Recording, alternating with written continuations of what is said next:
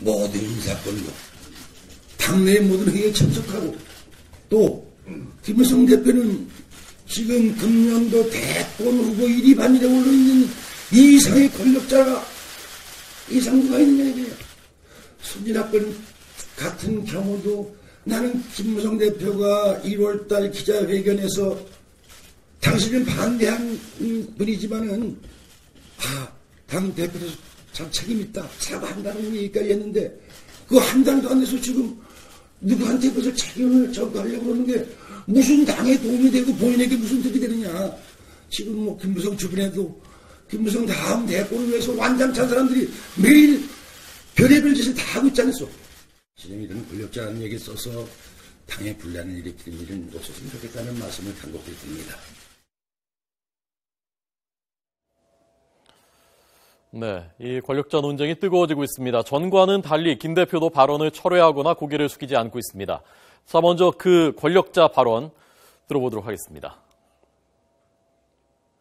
당시 철없는 젊은 소장파 의원들 몇 명이 이걸 들고 제가 원내대표 할 때 와서 이야기를 하길래 그때는 제가 야단을 쳐서 돌려보냈습니다. 근데 제 후임자 원내대표한테 이거 갖고 와가지고 그 양반이 국회에서 싸우는 모습을 추방해야 됐다 좋은 뜻으로 이걸 수용을 했는데 그때도 우리 당내 거의 많은 의원들이 반대를 했습니다. 근데 당시 권력자가 찬성으로 돌자 반대했던 의원들이 전부 다 찬성으로 다 돌아버렸습니다. 그래서 통과된 게 바로 국회 선진화법입니다. 네, 이 김 대표가 말한 4년 전 상황. 진실은 어떤 것일까요? 되짚어 보도록 하겠습니다. 먼저 2012년 5월 2일 YTN 김현아 기자 리포트입니다. 식물국회 유발 논란으로 진통을 겪은 몸싸움 방지법이 18대 마지막 본회의에서 가까스로 통과됐습니다.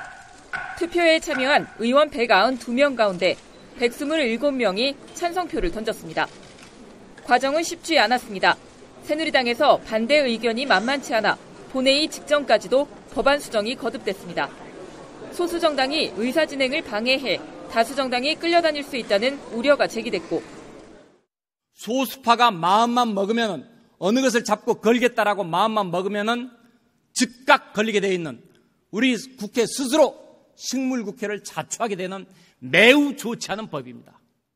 입법부의 자존심을 회복하고 새로운 미래를 열 수 있도록 반드시 만들어야 합니다. 국민들께서 걱정하는 국회가 아니라 국민을 걱정하는 국회가 되어야 하고 결국 민주통합당 의원은 물론 새누리당에서도 참석 의원의 절반이 찬성표로 돌아서면서 법안은 가결됐습니다. 18대 국회가 몸싸움 방지법을 통과시키며 유종의 미를 거뒀지만 19대 국회에서는 몸싸움이 크게 줄어드는 대신 쟁점 법안 처리는 더욱 힘들어질 것으로 예상됩니다. YTN 김연아입니다. 네, 그 뒤에 이 김연아 기자 말 그대로 됐습니다. 이 법은 당시 여야 원내대표들 그리고 온건파 의원들이 앞장서 추진을 했습니다. 자, 이번에는 법이 통과되기 사흘 전으로 다시 거슬러 올라가 보겠습니다. 박홍구 기자 리포트입니다. 문제는 새누리당 의원들의 반응입니다. 새누리당 지도부는 의원들에게 개별적으로 법안의 필요성을 설득하고 찬반 의견을 묻는 작업을 진행하고 있습니다. 완전하지는 못하더라도 보다 국민의 여망에 맞는 품위 있게 일할 수 있는 국회를 만들기 위한 노력을 계속하겠습니다. 새누리당 김세연 원내부대표는 상당수 의원들이 찬성 의사를 밝혀왔다며 이번 주 본회의에서 강제 당론 없이 자유투표로 처리할 것이라고 밝혔습니다. 네, 실제 이 자유투표로 진행됐습니다. 표결에서 192명 가운데 127명이 찬성해서 가결됐습니다. 찬성한 의원들입니다. 박근혜 당시 비대위원장, 황우여, 이정현, 조원진, 현기환, 친박계들이 많습니다마는 친이계 중진 이상득 의원도 찬성을 했습니다. 반대한 의원들입니다. 비박계가 많습니다. 김무성, 정몽준, 정의화, 정두원. 그러나 친박계 핵심이라고 하는 윤상현 의원, 이성원 의원도 또 여기 포함이 되어 있습니다. 기권한 의원들 중에도 최경환, 유기준, 친박계 실세 중에 실세들이 포함되어 있습니다. 자, 그래서 명확한 구획을 하기가 어렵다는 것입니다. 그래서 친박계는 지금 이 권력자 발언에 반박을 하고 있는 것입니다. 자, 그렇다면 당시 박근혜 비상대책위원장의 의중은 어디에 있었던 것일까요? 박근혜 대통령이 총선 후인 2012년 4월 24일 충북도당을 방문한 뒤에 기자들에게 총선 전에 여야가 합의를 한 것이고 국민에게 약속을 드린 것이기 때문에 이 18대 국회가 끝나기 전에 국회 선진화법이 꼭 처리됐으면 한다라고 말했습니다. 당의 1인자였고 차기 대선 후보로 사실상 확정된 지도자가 이 정도 언급을 했으면은 의원들이 의중을 확실히 알기는 했을 거라는 얘기입니다. 또 선진화법의 강력한 옹호자인 남경필 경기지사는 다음에 인터뷰에서 이렇게 말했습니다. 당시에는 국회의원이었죠. 2012년 당시에는. 박근혜 비대위원장이 이 법, 국회 선진화법에 정말 적극적으로 함께하신 분이다 라고 말하기도 했습니다. 반론은 이렇습니다. 친박 핵심인 윤상현 의원의 최근 인터뷰입니다. 당시 박근혜 위원장이 누구에게도 강제한 적이 없다. 대통령의 측근이라는 내가 의원총회 때 반대 토론하고 또 실제로 국회에서도 반대 투표를 한 것을 보면 알지 않느냐라는 것입니다.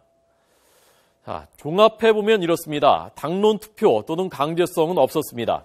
다만 강력한 현재 권력이었고 미래 권력이었던 박 대통령의 영향을 많든 적든 간에 의원들이 받았을 것도 분명한 사실입니다. 그렇더라도 많은 의원들이 반대했는데 권력자가 찬성으로 돌자 모두 다 찬성으로 돌아섰다라는 김무성 대표의 말은 당시 국회에서 새누리당의 참석 의원의 절반이 결국 반대 투표를 했다는 점에서 정확한 기억은 아닌 것 같습니다. 또 한 가지 우리가 짚어봐야 될 점이 있습니다. 바로 김무성 대표의 두 번째 권력자 발언입니다. 과거에는 소수 권력자가 밀실에서 공천권을 좌지우지했다라는 발언. 평소에 들었다면은 옛날 얘기했나 보다라고 생각을 했을 것 같은데 이틀 연속 권력자라는 말을 꺼내서 언급을 한 것이어서 자연스럽게 지난 총선 때 박 대통령 그리고 선진화법과 결부된 해석들이 나오고 있는 것입니다. 자, 그 당시의 일정이 어땠을까요? 다시 한번 짚어보시죠. 2012년 4월 11일에 19대 총선이 치러졌습니다. 여야가 모두 선진화법을 공약으로 내세웠던 선거죠. 그러나 총선이 끝난 뒤에도 여당 내부에서는 찬반 논쟁이 계속됐고 법이 통과된 것은 총선이 20일 정도 지난 5월 2일 그리고 곧 해산될 18대 국회의 마지막 본회의였습니다. 결국 공천이 직접적으로 의원들이 선진화법의 입장에 어떤 영향을 변화를 줄 그런 상황은 아니었다는 것입니다. 원유철 새누리당 원내대표 어제 발언입니다. 그리고 통과한 시점이 공천을 의식한 건 아니고 5월 초였거든요. 그 당시 저도 있었습니다. 5월 초. 그러니까 그건 조금 사실과 다르죠. 예.